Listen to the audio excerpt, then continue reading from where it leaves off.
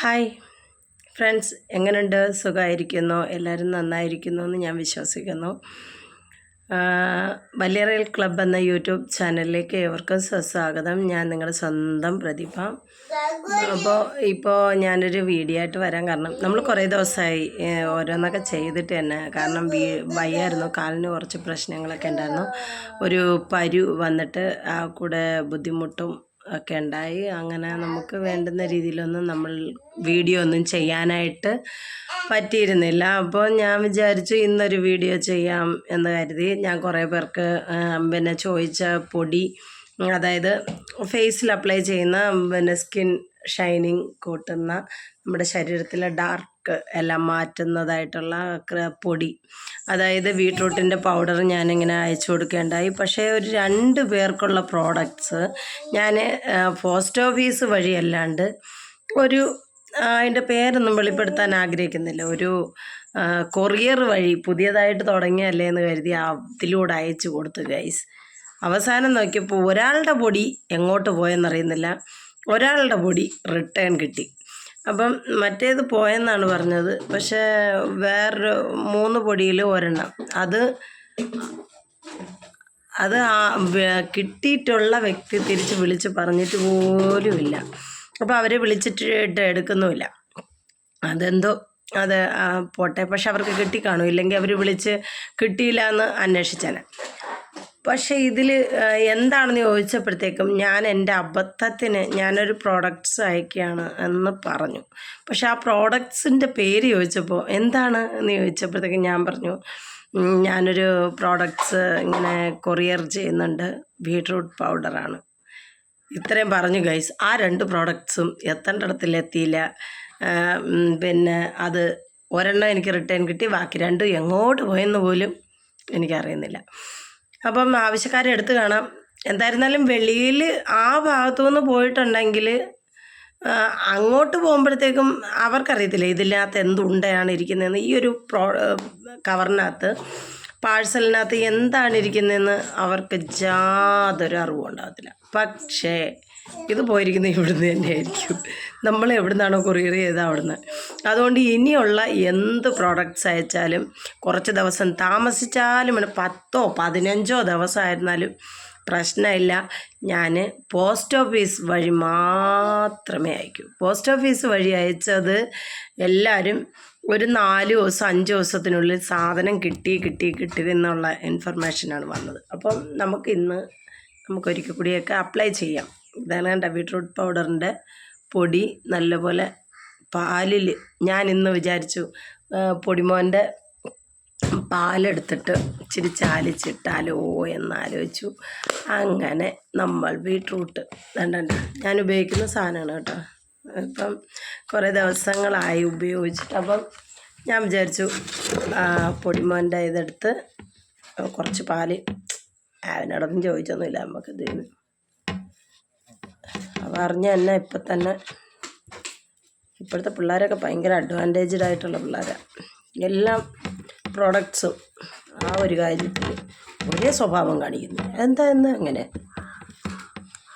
19 kids അല്ലേ ഞാൻ.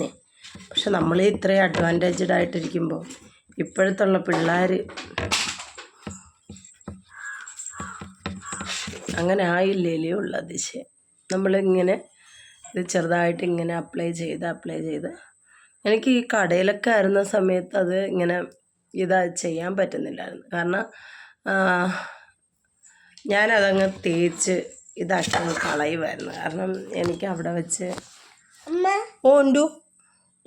ഉണ്ട് പൊണ്ണിനും വേണോ? എൻ്റെ പൊണ്ണ് നല്ല ചുണ്ടറിനല്ലേ, തോമളനായല്ലോ.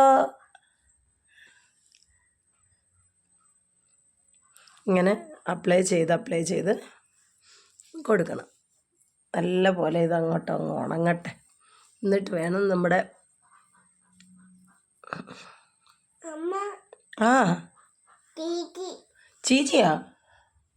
ചീച്ചിയൊന്നുമല്ല, ഇതാണ് എൻ്റെ കുഞ്ഞു പറയുന്നത് ചീച്ചിയാണ്.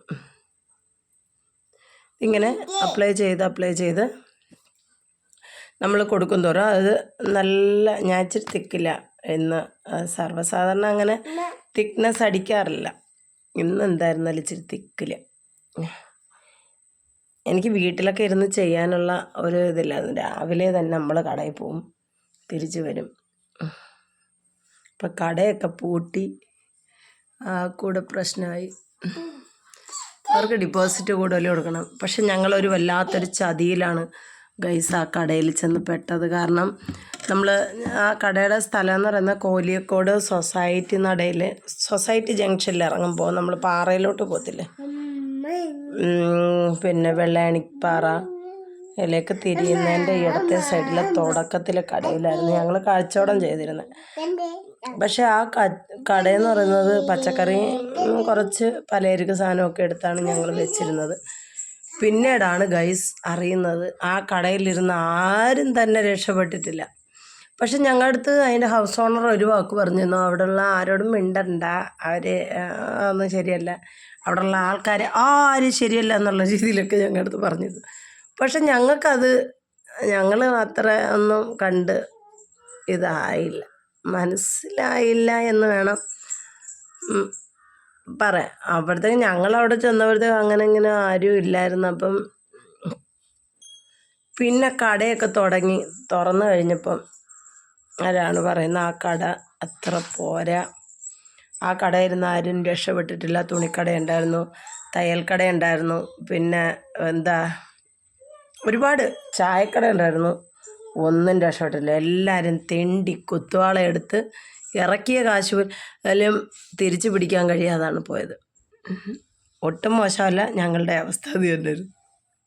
ഇറക്കിയ കാശ് പോലും തിരിച്ചു പിടിക്കാൻ പറ്റാത്ത ഒരു സാഹചര്യത്തിൽ ഞങ്ങളിഞ്ഞ് പോന്നു. അപ്പോൾ ഇന്ന് അതുകൊണ്ട് തന്നെ ഞാൻ വിചാരിച്ചു, സത്യം പറഞ്ഞാൽ ആ കടയൊന്നും ആരും പോയി എടുത്തേക്കരുത് എൻ്റെ പൊന്നു മക്കളെ.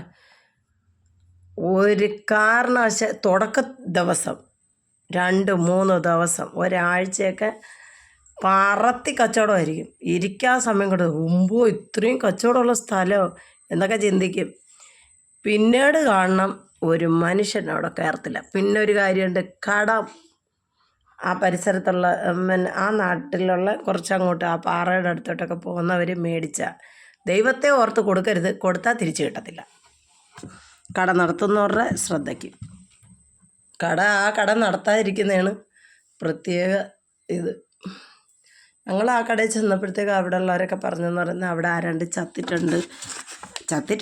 പക്ഷെ ആ കടയുടെ ചുവരിനോട് ചേർന്ന് വെച്ചാണ് ഇത്. അതുമല്ലാണ്ട് മിക്ക ടൈമിലും ആ കടയുടെ ഓണറുടെ ബന്ധുക്കൾ വന്നിട്ട് പറയും, അവൾ ഈ കടയിലുള്ള ഇവർക്ക് മറ്റുള്ളവർക്ക് കച്ചവടത്തിന് വിട്ടുകൊടുത്തിട്ട് അതിൽ നിന്ന് സമ്പാദിച്ച് അവൾ തിന്നത്തില്ല, അവൾ രക്ഷപ്പെടത്തില്ല, ഗതി പിടിക്കത്തില്ല എന്ന് പറഞ്ഞ് ഡെയിലി പ്രാക്കാണ്. ഈ പ്രാക്കൊക്കെ കൂടെ ആകുമ്പം നമ്മൾ തെണ്ടിപ്പോകുന്നതല്ലാണ്ട്. പിന്നെ ഒരു കാര്യമുണ്ട്, അവിടുത്തെ ആൾക്കാർ സാധനം മേടിക്കാൻ വരുന്നോ ഇല്ലയോ, ശുദ്രത്തിൻ്റെ സാധനം കൊണ്ടിടാൻ അവിടെ കറക്റ്റായിട്ട് വരും. എപ്പോഴാണ് വരുന്നത് ഒന്നും നമുക്കറിയത്തില്ല. ആകെയുള്ള ഒരു സാധനമാണ് തൂറിയിട്ടാ. അതാണ് നമ്മുടെ കാര്യങ്ങൾ. അപ്പോൾ നമ്മുടെ ഫേസ് ഇങ്ങനെ ഇപ്പോൾ എൻ്റെ ഫേസിൽ ഇതിങ്ങനെ ഉണങ്ങാൻ തുടങ്ങി, നല്ല ഇറുക്കം തുടങ്ങിയിട്ടുണ്ട് കേട്ടോ. നല്ല ഇതായിട്ട് ഉണങ്ങി വരുന്നുണ്ട്. ഇപ്പം നമ്മളുടെ ഫേസിന് നല്ല, സത്യം പറഞ്ഞാൽ ഈ കളറായിരുന്നെങ്കിൽ എന്ത് വരുന്നതിന് എന്ത് ഭംഗി. അത് തേച്ച് കഴിഞ്ഞപ്പോൾ നല്ല ഒരു വെളുത്തൊരു ഭംഗിയായതിന്. അപ്പം ഇതൊക്കെയാണ് കാര്യം. അപ്പം എൻ്റെ കഴുത്താണെങ്കിൽ പെട്ടെന്ന് ഡാർക്കാവും. അതുകൊണ്ട് തന്നെ ഞാൻ ഈ പൊടി ഉപയോഗിച്ചതിൽ നല്ല വ്യത്യാസവും കാര്യങ്ങളും ഒക്കെ ഉണ്ട്. അപ്പം നമുക്ക്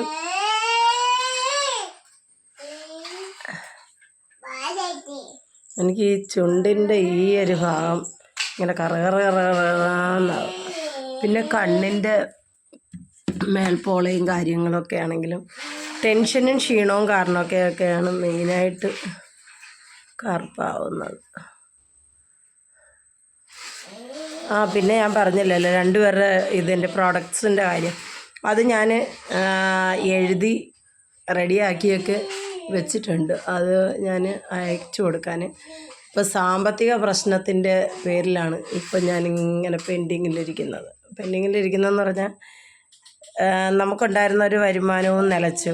എൻ്റെ അവസ്ഥയെന്ന് പറയുന്നത് പിന്നെന്തുവാ, ഈ 2 പിള്ളേരുടെ ഞാൻ പറഞ്ഞില്ലേ ചേച്ചി 2 മക്കളെയും ഒക്കെ നോക്കുന്നതിൻ്റെ ആ ഒരു പ്രശ്നമൊക്കെ വന്നപ്പോൾ നമ്മുടെ കയ്യിൽ നിന്ന് കാശ് എടുത്തിട്ടൊക്കെയാണ് ഇതൊക്കെ ആക്കിക്കൊണ്ട് പോയത്.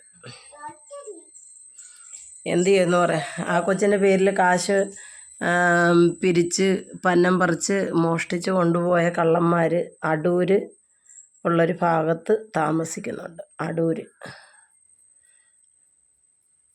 അടൂർ വായനശാല വായനശാല എന്നാണ് അറിയുന്നത്. അതിന് പെരുമണ്ണല്ലല്ലോ, പെരുമണ്ണ് അങ്ങനെയാണ്. പെരുമണ്ണ അങ്ങനെയല്ലല്ലോ, വേറൊരു പേരാണ് ആ സ്ഥലത്തിൻ്റെ പേര്. വായനശാലയിൽ താമസിക്കുന്നുണ്ട്. പക്ഷെ അവരങ്ങ് നശിച്ച് നാരായണക്കല്ല് പൊടിച്ച്. കാരണം ഞങ്ങളാണെങ്കിൽ ഒരു കൂട്ടം ജനം നല്ല പോലെ ആ സമയത്തൊക്കെ ഞങ്ങളെ വേട്ടയാടിയെന്ന് വെച്ച് കഴിഞ്ഞാൽ സത്യാവസ്ഥ അറിയാൻ ഒരുത്തർക്കും തയ്യാറല്ല. നല്ല ഭംഗിയായിട്ട് വേട്ടയാടി. ഇതിനകത്ത് ഒരു കേസ് വന്നില്ലായിരുന്നോ പണ്ടൊരിക്കൽ? ഒരച്ഛൻ സ്വന്തം മോളെ പീഡിപ്പിച്ചു എന്നും പറഞ്ഞൊരു കേസ് വന്ന് പീഡിപ്പിച്ചു എന്ന് പറഞ്ഞിട്ട് പോലീസുകാർ കൊണ്ടുപോയിട്ട് നല്ല പോലെ എടുത്തിട്ട് പെരുമാറി. സ്വന്തം കുഞ്ഞിനെ പീഡിപ്പിക്കാനും മാത്രം കഴിവ്, ഇതൊക്കെ എങ്ങനെ തോന്നിയെന്നൊക്കെ ഉള്ള. പിന്നെ അങ്ങ് സോഷ്യൽ മീഡിയ ആവട്ടെ എല്ലാ മീഡിയകളും കൂടെ അവരെ അങ്ങ് പൊരിച്ചടുക്കി. കാരണം എങ്ങനെ മനസ്സ് വന്നു, സ്വന്തം കുഞ്ഞല്ലേ, അതല്ലേ ഇതല്ലേ മറ്റേതല്ലേ മറിച്ചതല്ലേ എന്നൊക്കെ പറഞ്ഞ് ഭയങ്കര ഭീകരമായിട്ടുള്ള ഒരു വാർത്തകളായിരുന്നു അത്. നമുക്ക് ആർക്കും തന്നെ ദഹിക്കുന്ന രീതിയിലായിരുന്നില്ല വാർത്തകളൊന്നും. ഭയങ്കര വിഷമവും ദേഷ്യവും. നമുക്ക് അവരെ പിന്നെ അങ്ങോട്ട് കിട്ടിയാൽ നമ്മൾ പിന്നെ അവരെ വിട് അവരെ നമ്മൾ കൊന്നെടുക്കും. അതുപോലത്തെ കാര്യങ്ങളൊക്കെ ആയിരുന്നു. അവസാനം ആ അച്ഛൻ അന്തസ്സായിട്ട് ആ ഒരു ഇതിൽ നിന്ന് ഇറങ്ങിയപ്പോഴാണ് അറിയുന്നത് ആ അച്ഛനല്ല അതിൻ്റെ പ്രതികൾ വേറെയാണ്, ആളെയൊക്കെ പൊക്കി എന്നറിഞ്ഞപ്പോൾ ആ ഒരു കേസ് തിന്നൂടാ. അങ്ങനെ കേസായി വഴക്കായി പ്രശ്നമായി എല്ലാം. ആ അച്ഛൻ അന്തസ്സായിട്ട് ഒരു തോക്കും കരുതി കാത്തിരുന്നു.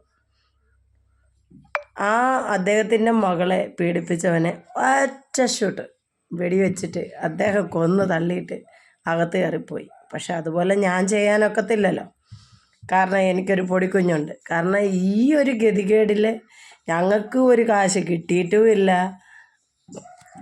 പിന്നെ എന്താ പറയുക, പിരിച്ചെടുത്തോണ്ട് പോവുകയും ചെയ്ത്.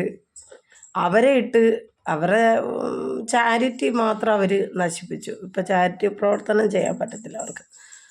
അവരുടെ ലൈസൻസും എല്ലാം നശിച്ച് നാറാണക്കല്ല് പൊടിച്ചു എന്നുള്ളതാണ് അതിൻ്റെ ഒരു പ്രത്യേകത. പിന്നെ ആ ഒരിത് മാത്രമേ ചെയ്തുള്ളൂ. അവരെ ഒന്ന് പോലീസുകാർ പിടിക്കുകയാവട്ടെ, കേസ് കൊടുത്തിട്ട് പോലും പിടിക്കുകയാവട്ടെ, അവരെ ജയിലിലടക്കുകയാവട്ടെ, അതിനെ സമൂഹത്തിന് മുന്നിൽ കാണിക്കുകയാവട്ടെ, ഒന്നും ചെയ്തില്ല. കാരണം നമ്മൾ പാവപ്പെട്ടവർ. അതേസമയം പണക്കാരെയാണെങ്കിൽ ഒന്ന് ഇളിച്ച് കാണിച്ചു. പിന്നെ വല്ല വെമ്പിള്ളാരും ചിരിച്ച് കാണിക്കുമ്പോൾ ഒരു പെണ്ണ് വന്ന് വീഡിയോ ചെയ്യുമ്പോൾ തന്നെ ആൾക്കാർ പിന്നെ കൊള്ളാലോ, അടിപൊളിയാണ്, സുന്ദരിയാണ്, അതാണ് ഇതാണ് മറ്റാണ് മറിച്ചാണ്, പിന്നെ കഥയായി കവിതയായി പിന്നെ പലവിധമായ പാട്ടുകളായി കൂത്തുകളായി ഒരുപാട് കാര്യങ്ങൾ ഇറക്കി പിടിക്കും. എന്നിട്ട് പറയും പിന്നെ അങ്ങ് എനിക്ക് പിന്നെ നിങ്ങളെന്ന് വെച്ച് കഴിഞ്ഞാൽ ജീവനാണ്, പ്രാണനാണ് എന്നൊക്കെ പറഞ്ഞിട്ട് പിന്നെ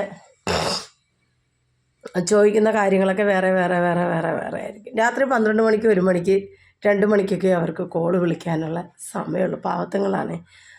അങ്ങനെയൊക്കെയുള്ള കുറേ ആൾക്കാരുണ്ട്. പക്ഷെ അത് നമ്മൾ തിരിച്ച് പറയുകയാണെങ്കിൽ അതിന് കുഴപ്പമില്ല. അതേസമയം ഇതേപോലെ വിളിച്ച് ശല്യം ചെയ്ത് അവർ പറയുന്നതൊക്കെ കാണിച്ചിട്ട് പണം മേടിക്കുന്നത് ഹണി ട്രാപ്പ്. അപ്പം ഇതെന്ത് ട്രാപ്പാണാവോ?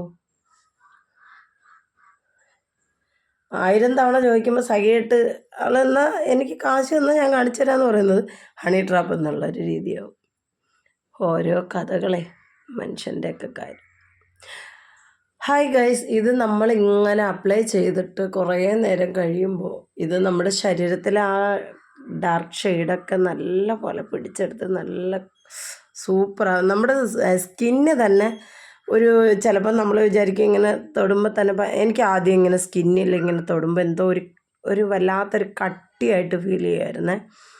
ഒരുമാതിരി എന്താ പറയണ്ടേ, ഒരു രസമില്ലാത്ത ഒരു സ്കിന്ന്. ഇങ്ങനെ തൊട്ട് നോക്കാൻ തന്നെ നമുക്ക് ഒരു ഇതുമില്ല. പിന്നെ എണ്ണ വിഴുക്ക് പോലെ എണ്ണമയമായിരുന്നു. പിന്നെ ഈ മൂക്കിൻ്റെ മണ്ടയിലൊക്കെ ഇല്ല ഒരു സൈസ് ഇല്ല ഇങ്ങനെ കുമ്പള കുത്തിയതുപോലെ ഒരു സാധനം നിൽക്കുമായിരുന്നു. അതിലിങ്ങനെ തൊട്ടാലോ ഒരു സാധനം ഇങ്ങനെ ചാടി വരുമായിരുന്നു. ഈ ഇത് തേക്കാൻ തുടങ്ങിയതിന് ശേഷം ഇതില്ല. എന്താണ്ട് ഇപ്പോൾ മൂക്കിലൊക്കെ തൊടുമ്പോൾ ഒരു പ്രത്യേക ഇതുണ്ടായിരുന്നു. സ്കിന്നിലൊക്കെ തൊടുമ്പം നമുക്ക് പിന്നെയും കൂടെ 1 പ്രാവശ്യം 2 പ്രാവശ്യമൊക്കെ തൊടണമെന്ന് തോന്നും. മറ്റേ അങ്ങനെയല്ല, ഒരു പ്രാവശ്യം പോയിട്ട് ഒരു സെക്കൻഡ് തൊടണമെന്ന് തോന്നാത്ത രീതിയിലായിരുന്നു സ്കിന്ന്. അപ്പം നമ്മുടെ ഇത് ഉണങ്ങിയിട്ടുണ്ട്. അപ്പോൾ 16 മിനിറ്റായി. അപ്പോൾ 10 മിനിറ്റിന് മേളിലായി. അപ്പോൾ നമുക്ക് പോയി ഇത് നല്ല പോലെ ഒന്ന് കഴുകി സുന്ദരക്കുട്ടിയാകാം. അപ്പോൾ നമ്മൾ കഴുകി വൃത്തിയായിട്ട് വന്നിട്ടുണ്ട്. അതുകൊണ്ട് ആദ്യമുള്ള ആ ഒരു കറുത്ത ഷെയ്ഡ് നോക്കുക കഴുത്തിൻ്റെ, നിങ്ങൾക്ക് കാണാൻ പറ്റുമല്ലോ, കണ്ട. ഇപ്പം അത് കുറച്ച് ഡള്ളായിട്ടുണ്ട്. അത് മൊത്തം പോയിട്ട്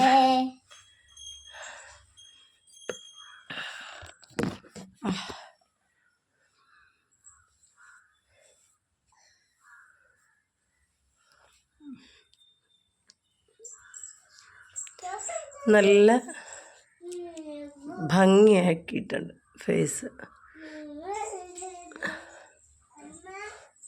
ഓ കണ്ട, കാതിൻ്റെ ഭാവമൊക്കെ എന്തൊരു കറുപ്പായിരുന്നു. കാത് തന്നെ കറുകറാന്നിരുന്ന ഇതുണ്ട. എന്താണ് ചെയ്യേണ്ടതെന്ന് പോലും അറിഞ്ഞുകൊണ്ടിരുന്ന ഒരവസ്ഥയായിരുന്നു. ഇപ്പം നോക്ക്, ആഹാ നന്നായി മക്കളെ, നന്നായി. നോക്ക്,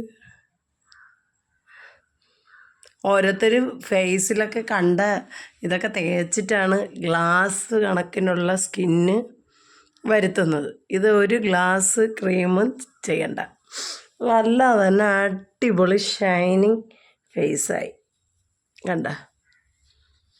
കണ്ട രീതിയിലൊക്കെ തേച്ച് ഗ്ലാസ് കണക്കാവണം, മിറർ കണക്കാവണം എന്നൊക്കെ പറയുമ്പോൾ കണ്ട നല്ല അടിപൊളിയായി സ്കിന്ന്. നമുക്കൊക്കെ കുറേ മേക്കപ്പിൻ്റെ ഒന്നും കാര്യമില്ല, വേണ്ട മക്കളെ. അതില്ലാതെ തന്നെ നാച്ചുറൽ ഐറ്റം സാധനങ്ങൾ ഉപയോഗിച്ച് തന്നെ ഫേസ് നല്ല ഷൈനിങ് ആവും. എല്ലാം ഉപയോഗിക്കാം.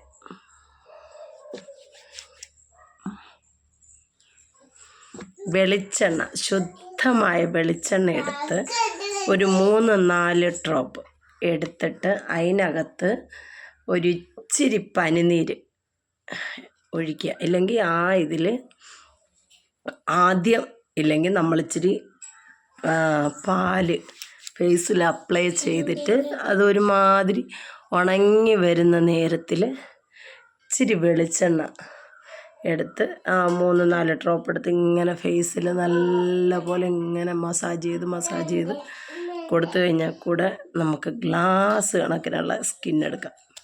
അപ്പോൾ ഇന്നത്തെ ഇത് ഇഷ്ടമായി. കണ്ട, ഈ കൈയുടെ കളറായിരുന്നു ഫേസ്. ഇതണ്ട, കൈയേക്കാളും കറുപ്പായിരുന്നു. ഇതണ്ട, കൈ ഏത് കളർ ഇരിക്കുന്നു, ഫേസ് ഏത് കളറായി നോക്ക്. ഇനി കൈക്കും കൂടെ അപ്ലൈ ചെയ്ത് കൊടുക്കണം. കണ്ട, കൈയുടെ കറുപ്പ് കണ്ട, ഇതോക്ക്. എനിക്ക് ദൂരെയൊന്നും ആൾക്കാരുടെ ഇതൊന്നും വേണ്ട. ഇത് കണ്ട, കൈയുടെ ഡാർക്ക്നെസ് കണ്ട, ഫേസ് കണ്ട. അപ്പോൾ ഇതുപോലെ സ്കിന്ന് വേണമെന്നുള്ളൊരു ഓർഡർ ചെയ്യുമ്പോൾ ഞാനത് അയച്ചു തരുന്നതായിരിക്കും. അപ്പോൾ ഓക്കെ, ബൈ ബൈ. അപ്പോൾ ഇഷ്ടമായവർ ലൈക്ക് ചെയ്യുക, ഷെയർ ചെയ്യുക, സപ്പോർട്ട് ചെയ്യുക. ടാറ്റ.